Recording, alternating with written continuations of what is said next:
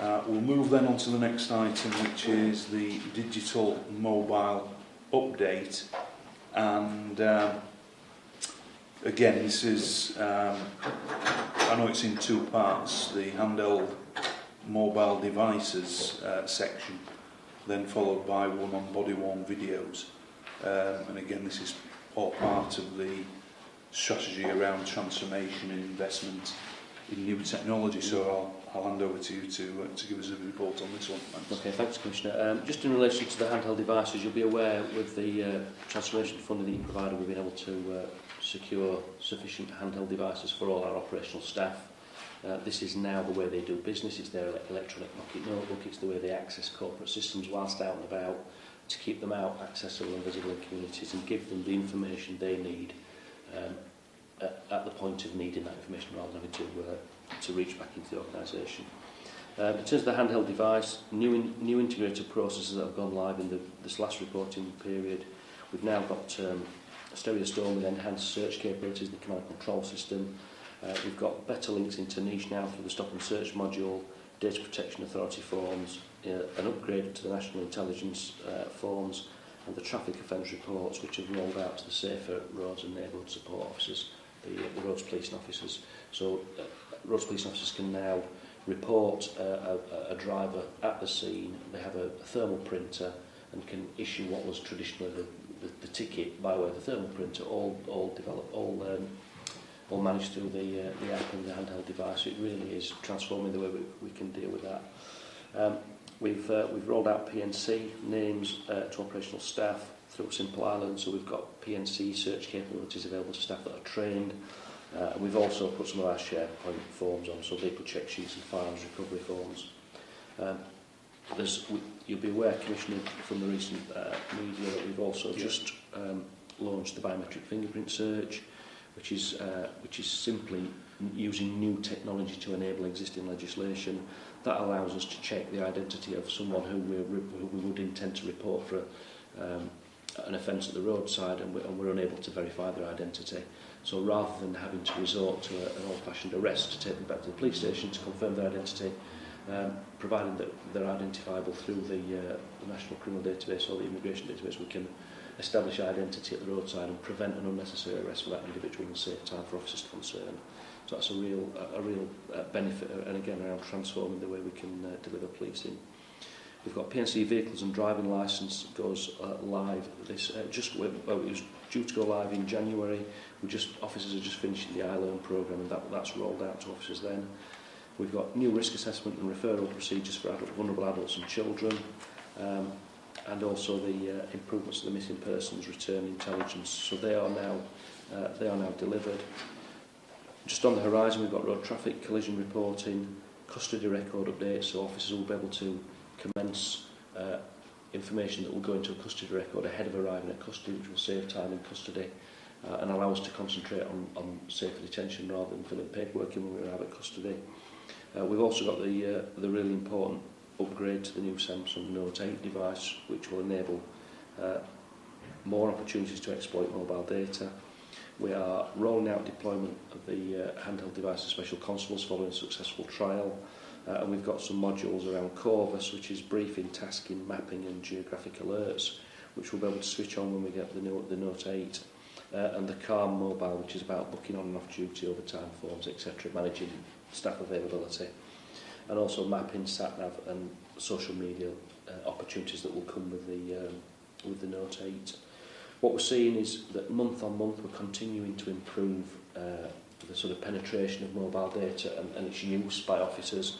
And that's twofold. That's about the organisation becoming more mature in its approach to mobile data, but also the new probationers that have come in significant numbers. It's the only way they know how to do business. So that's really delivering some cultural change for us as well. And we are, in this quarter of 2018, just going to do some scoping around some further development, new opportunities that mobile data will bring us. In terms of body-worn video, that has now been trained and rolled out to all operational officers, from district policing, response, neighbourhood policing, through to roads policing and the uniformed firearms officers. There is an ongoing technical defect in relation to the battery that we're addressing with the supplier, who have deployed staff to work with us now to resolve this. It's not causing us operational difficulties in the sense that we're still out recording and using it. It's just what we're seeing is when batteries are being charged, they're overheating occasionally, and there are some what I would call administrative problems that we are resolving with them. Clearly, it's not the position we'd want to be in, but we are developing a solution with Reveal to resolve that. That in itself is just delaying us move, pushing it into sort of business as usual. So we still want to make sure we've got a product that's delivering what the contract should say it will deliver for us. We're also doing some work now around body-worn video and disclosure. Obviously, you'll be aware of the advice that's come out in relation to disclosure under criminal trials. We're just checking our compliance around disclosure in the criminal justice process. And that's also been subject of a recent audit by the internal audit team, which has reported favourably, given us some minor areas for improvement, but it's not identified any significant or key risks, which we're very pleased about. Just in terms of officer strategic risks, it's one of a number of IT programs of work, both the mobile digital world, and we are operating at a time when we are on reduced staffing due to austerity. So it's very important we can identify the key threats for us in terms of mobile data and what we do to prioritise that, because we need to maintain the existing systems effectively to give officers confidence, as well as then trying to find capacity to develop the new capabilities that come along for us. And also, just in terms of strategic risk, we are managing the risks around the contract with Reveal in terms of managing that through our legal team and the Information Assurance Board. Just in terms of equality, diversity and human rights, we are looking at alternatives for staff that have reasonable adjustment requirements. It is a relatively small device with a small screen, so we are looking at bigger devices for the officers and also software that will help some officers with their specific requirements. And the body-worn video has been subject to a community impact assessment policy and training which takes account of human rights in relation to its use. And also we are looking at how we can use body-worn video in relation to support us to review stop and search. It's a great opportunity. We have the ride-along scheme under the best use of stop and search, but it can be quite, you can't engineer a stop and search. If one doesn't happen on that ride-along, then members can't see one, but what we can do is take body-worn footage of stop and searches to the IAGs, so we can demonstrate and be very transparent about our activities in that regard. Thank you. I mean, I'll just touch on that last bit first. So, as you've said, Andy, the launch of the biometric fingerprint gateway programme with the Home Office recently, we've had some follow-up communications on that one. Again, I think in the report you do say that there has been a community impact assessment on that, and I think it's just that we will perhaps need to make it clear in terms of some of the public messaging around the safeguards, shall we say, that have been put in place as part of the pilot programme around the fingerprints. I mean, we've developed the app with our sort of technical suppliers, but the process itself has been managed through a Home Office Biometrics Board that has all the sort of policy and guidance wrapped around that. And as I mentioned before, it's not new legislation, it's just we've always had mobile fingerprint devices. We just had 10 because they were so expensive. What technology is allowing is for us to deploy that wider across the organisation. But what I think we can do, bear in mind we only activated it last week essentially, is in the next round of reports we can bring in a more detailed report around the sort of monitoring arrangements, how it's being used, and any risks that you would expect us to bring around that. But we're really clear around how we will roll it out, the training and guidance that will be given, and then obviously with it being deployed through Pronto, we've got the full back office capabilities to monitor its use, and we can check compliance, etc. Yeah, I think it's just because in light of the launch and there's a lot of media interest in it, as we know. Absolutely. I think we have been contacted by a number of people, and we are working through some responses to that. But you know, obviously we're working with you around the sort of the messaging around the sort of safeguards that have been put in place. And as you've just said, I think we'll monitor this as it's rolled out in West Yorkshire, but it will become a national. I think the biggest issue that I think there's been a general misunderstanding in some elements of the press and the public that police officers will just walk around and randomly ask people for a fingerprint, and actually it's specifically for the occasions where we are dealing with someone who we would normally report for something. Because if we were going to arrest, if the necessity test and arrest powers existed, then we would arrest someone and bring them to custody and deal with them. Yeah. This is typically for someone who we are reporting for a criminal matter, for an example, a motoring offence.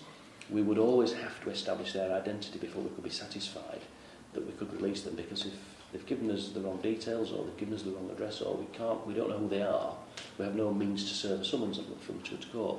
So this is simply one way of checking their identity. And it's one of a number. We can ask for a copy of a driving licence, but for people who don't have any identification on them, and typically people who want to give you false details because they don't want you to know that they're a disqualified driver, for example, it's a way of us being able to establish their true identity and deal with them appropriately. Yeah. And it prevents us then having to make an arrest to establish their identity. Saves time for the individual, saves time, and it's more convenient for the individual as well.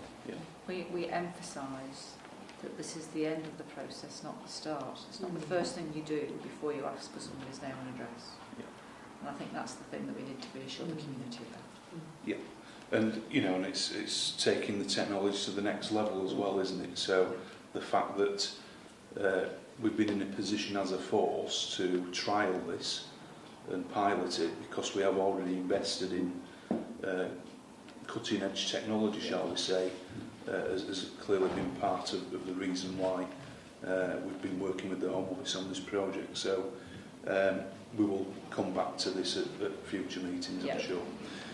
Okay, so can you just say a little bit more around the risk assessments for vulnerable adults and children and how this will improve current practices in relation to handheld devices? Of course. So the app we've developed is integrated with the Public Protection Notice work, which is a module of Niche, which is our records management system.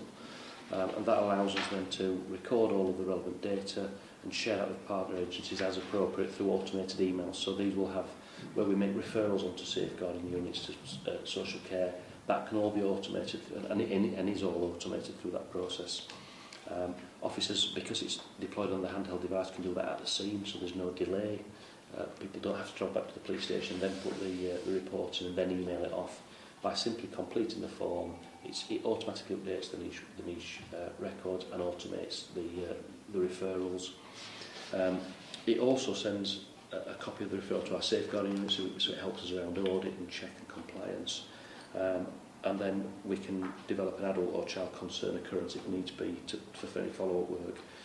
The DASH and human trafficking elements of the risk assessment hasn't been rolled out yet because we still have an existing process for that, and we're just migrating from the old to the new on that one, and there'll be a fully end-to-end process around vulnerability and risk assessment. Thanks for that. You sort of answered a follow-on question I was going to ask around links to the safeguarding units and the hubs and the matches. So it's good that that's in place. Thanks for that. Again, a similar question in respect of improvements on missing persons returns and intelligence. Yeah, of course. So again, the app, as with all our apps, we develop them to reach back to our corporate systems in real time. So the app's been developed within Pronto to integrate with the Niche MISPA module. It contains a more thorough return interview. So when we debrief people that we've found, it's a much more thorough interview, so we get better quality data which will help us should people go missing in the future. The current system, we would scan in the return form as a PDF file which can't be searched. We know there's one there, it's got to be manually read. Now it's integrated into the Niche module. All the fields can be searched, which gives us much more rapid access to people's histories around where they've been, who they associate with, and gives us better opportunities around intelligence to understand how we might recover and support people earlier. What it also does as well is the Niche module brings with it something similar to a custody whiteboard. It puts all our missing people on one whiteboard on the IT system that gives us a strategic overview of all the missing people that are outstanding at any one time. So it really helps us understand the breadth and risk within the organisation that we're trying to manage at any one time. And again, is there a linkage on that into the safeguarding teams as well? So, for example, I know in Bradford they have a co-located worker on missing. Yes. So the Pronto back office all of the mobile handheld devices are managed through Pronto. Pronto is accessible on desktop computers, so anybody in the organisation can access Pronto and can search in live time anything that's happened. So if an officer puts a missing from home report on at 11 o'clock, at 11 and 1 second, the MASH can have access through Pronto to that information because it's on in real time. It sort of synchronises in real time across Wi-Fi or across 4G. Okay. So we're not waiting for historic reports to be photocopied or emailed. Right. Okay, thank you. Again, you referred in the report around social media.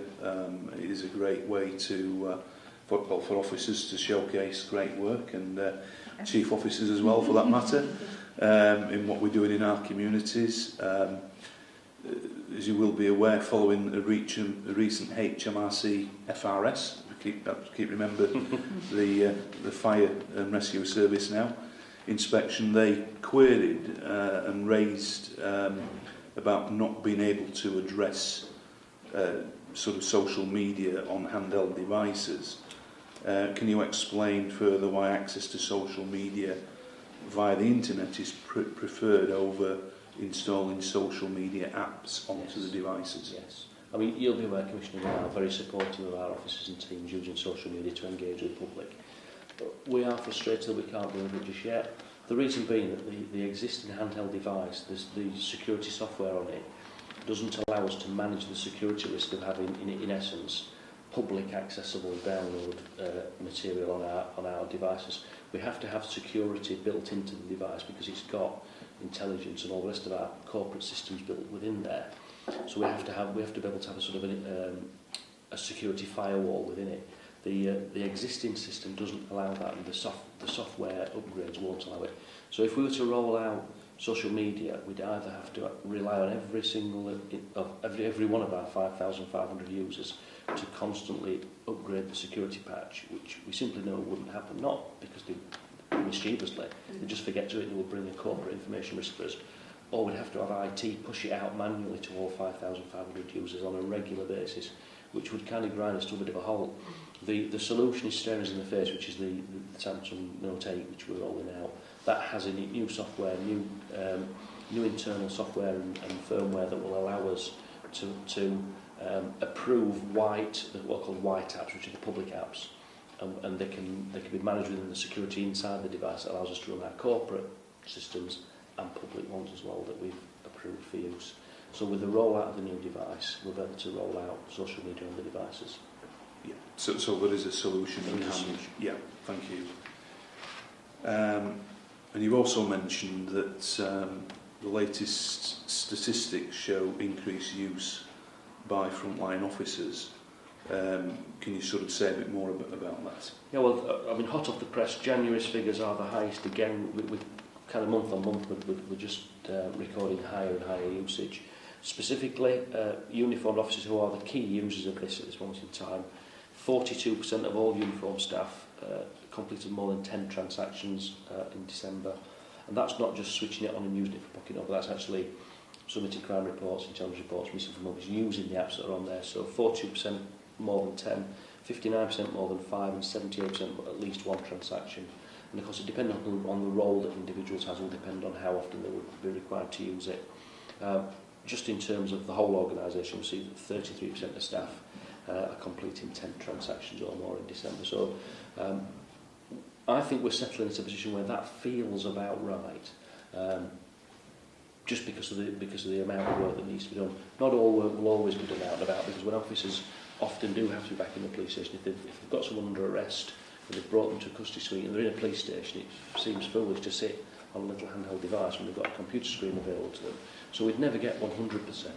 And again, depending on what role an individual fulfills will depend on what transactions they use.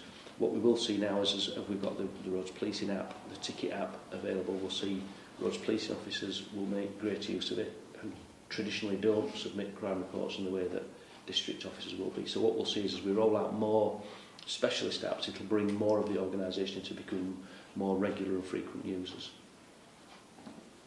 Can I just ask what difference that's made to the visibility, that increased usage? It's quite challenging to measure. You'll know from a previous live chain that they're quite challenging to measure.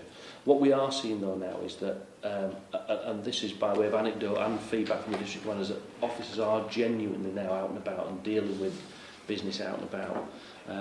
So I can't give you it's given us 30 minutes extra, but I think there's a common acceptance now that by using mobile data that you can gain between 40 minutes and an hour a day of additional time. And I think when we're looking at 40+% of our staff using 10 transactions a day, that's demonstrating that they are regularly using it. So I think it's not a leap of faith to suggest it's giving us hundreds, if not thousands, of hours of additional visibility.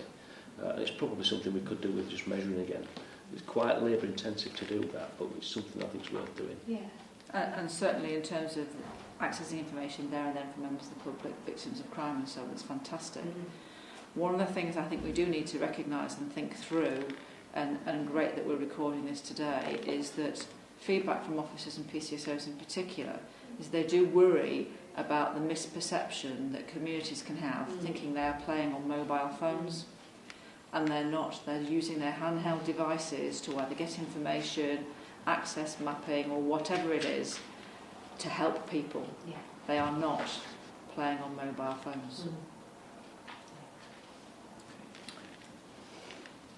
Yeah, I mean, you touched on something, Andy. I mean, clearly, with a lot of new recruits coming into the organisation, their part of their training is clearly through the handheld mobile devices as well, and generally younger people are, they're probably more au fait, shall we say, with handheld devices and new technology. So I would still expect to see incremental increases in the usage because,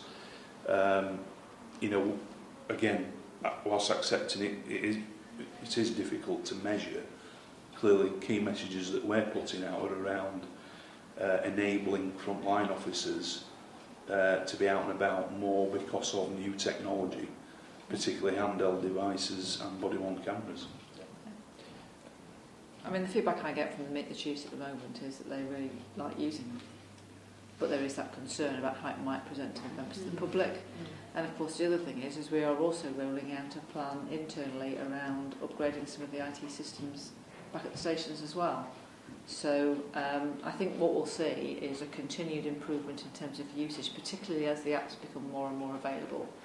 But of course, at the end of the day, you've got to make sure that it's with you, you've got it, it's powered up, it's working. I think there's other opportunities for some others within the organisation to use them rather than just necessarily frontline staff. Yeah, no, absolutely. And at the end of the day, these are, they're not. These are quite, they're expensive items of kit, and it's an investment that we're making in the force. So I accept it. It's a journey with some of these things, but we have to keep. Well, there is no doubt that there are some officers that still find it challenging to use, but I think what we're finding is that we've reached critical mass now where there are more people that see it just as their core business than see it as something that I don't get the device out. And I think that's bringing on the culture of change. And again, as we start to develop apps that really make life easy for folk around things like the traffic offence app and the likes, the fingerprinting app, that really is transforming the way that cops can do business, as opposed to just giving them a form to fill out on the street. It's actually helping them, access to PNC, giving them real-time intelligence information now. Yeah. It's helping the way they do business. Okay. Just on to body-worn video then. you touched on it, Andy, but do we have a time frame for the resolution for the battery and other technical issues highlighted within the report? We're still working on, in terms of what will the timeline of the resolution be. We do now have a full-time engineer working with us. The company have suggested a service level agreement about delivering this, which they're not quite yet meeting, but we are managing that through the Information Assurance Board, the solicitors, and through our procurement contract management work. I'm still confident that they are very positive in their engagement with us now, wanting to resolve this, but I think we're looking at, we'll be measuring the outcome in months rather than weeks. It's probably going to be up to about 6 months before we get the whole organisation properly to understand the full extent of the problem and get it all resolved and everything operating as it ought to. I mean, one of the things we're not clear on yet is whether or not our use, because we have them as pool devices, so they're in constant use, as opposed to other forces that use them have a personal issue, it's charged and then it rests for 10 hours. So we're just trying to understand, is this actually a symptom of normal wear and tear, or is it something exceptional and unusual? But have you said you're in conversations with procurement and, Yes. and legal? Yes. And it's all done through formal legal letters to the company as well, so we're managing that So, robustly. in terms of the original business cases, clearly some of the outcomes might be affected by the... To be fair, Commissioner, it's not. What we're not having to do is to send officers out without cameras. What they're having to do is regularly replace batteries that have failed on us, which we wouldn't want to be in that position. We'd want to have batteries that are just working for us. But they're overheating, or the casings are cracking, etc. So what we're not seeing is that we thought we could send 20 officers out with a camera and only 5 can go out. It's sort of, we're spotting it as part of the maintenance and upkeep of the systems. So operationally we shouldn't see, we should see noticeable problems in terms of the business benefits of this. It's just more about it's just the trouble and worry of forever having to replace things and have things repaired. Okay, I mean, obviously I was pleased to hear you say about the disclosure aspect. And it was something I was going to follow up probably with you anyway outside of this meeting. But so it's not affecting the sort of the work with the criminal justice system in terms of the, well, as it's termed here, the journey from arrest to court. No, in fact we've had the audit. I've just got the draft audit report this week, which identifies officers using it effectively, switching it on appropriately, downloading, identifying evidential material, and putting the right niche references in, arrest references in. So that's the important bit for us about how we disclose. We've got to be able to link body-worn footage to an investigation, and it's the information that the officers type in that's the crucial link, and the audit's found that's been done very successfully. So in that sense, they've identified some opportunities for enhancements and now can improve a bit better, but I have no significant worry that we've got body-worn footage sat in our system that our CJ partners aren't aware of. Right, okay. And do you have any feedback to highlight from either officers or members of the public about how body-worn camera is perceived now that we've rolled them out for a while? Well, I think it's fair to say the cops love body-worn video. It provides that independence, that third eye. What we're seeing now is that professional standards are able to resolve complaints far quicker, are often contacting officers to compliment them on the professionalism. On the back of a complaint coming in about incivility, but actually the officers are receiving complimentary feedback about how professional they were. The independent advisory group are very supportive and are looking about how they can help us in terms of dip sampling around stop and search, etc. The feedback we get anecdotally is that it's very rare for members of the public to object to being filmed, because part of the process is that if there is if it's genuinely reasonable, officers do have the option to turn off, but they find that's not the case. And we're seeing some real operational benefits. I've got a couple of examples. We had a recent domestic incident that was linked to an assault on a police constable, where the offender received 22 months in prison, 3 of which were for the assault on the PC. And the judge specifically commented on the level of abuse to the female officer and how the body-worn video had helped with the sentencing. So it's helping to deliver better justice. We had another incident of a fray where an individual received 30 months imprisonment, which required the deployment of about a dozen officers to a scene with a man in the street making threats with a knife. He pleaded guilty specifically because of the body-worn video, which reduces police officers' attendance at time, speeds up justice, delivers better justice, prevents witnesses having to attend as well. So we're seeing nothing but benefits from it, to be quite frank. Yeah.